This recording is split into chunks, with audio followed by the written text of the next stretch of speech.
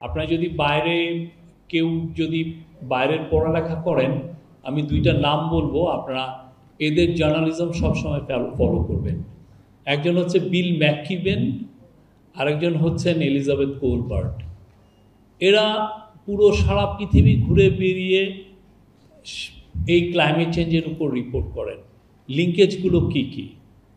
আমাদের এখানে যেটা হয় যে আমরা খুবই যে ক্লাইমেট মাইগ্রেন্ট হচ্ছে, আমাদের স্লামগুলোতে লোকজন বাড়ছে, স্যালিনিটি বাড়ছে, বা আমাদের ফ্রিকোয়েন্সি অফ ফ্লাড বা ফ্রিকোয়েন্সি অফ সাইক্লোন এগুলো বেড়ে যাচ্ছে, সেগুলোর উপরই ফোকাস দিই। দিয়ে যেটা হয় যে আমি এখান থেকে দূরে সরে যাই, ফলে আমার কাভারেজটা খুব ইন্টেন্সিভ হয় না, বা এটার কাভারেজ যেই পরিমাণ গ্লোবাল অ্যাটেনশন পাওয়া দরকার সেটা আমরা পাই না।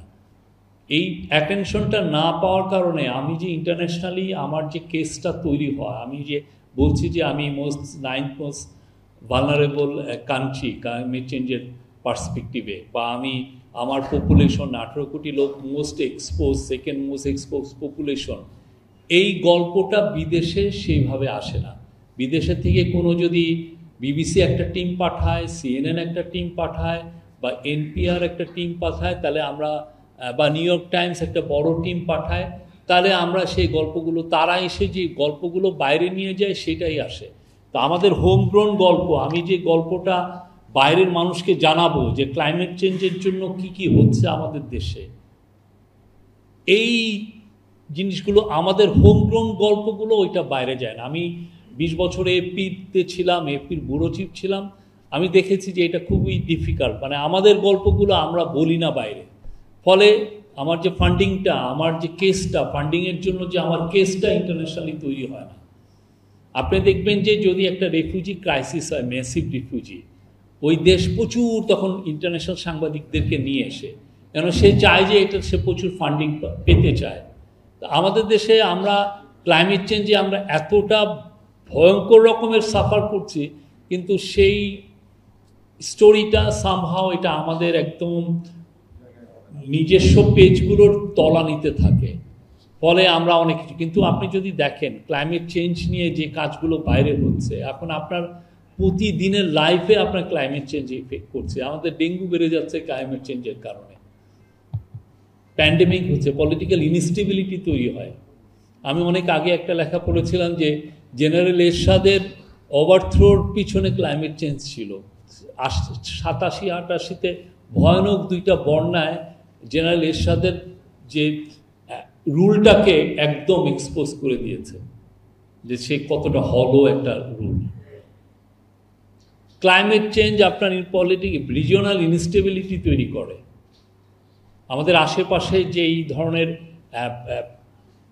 সোশ্যাল টেনশন বা এগুলোর সাথে ক্লাইমেট চেঞ্জ জড়িত।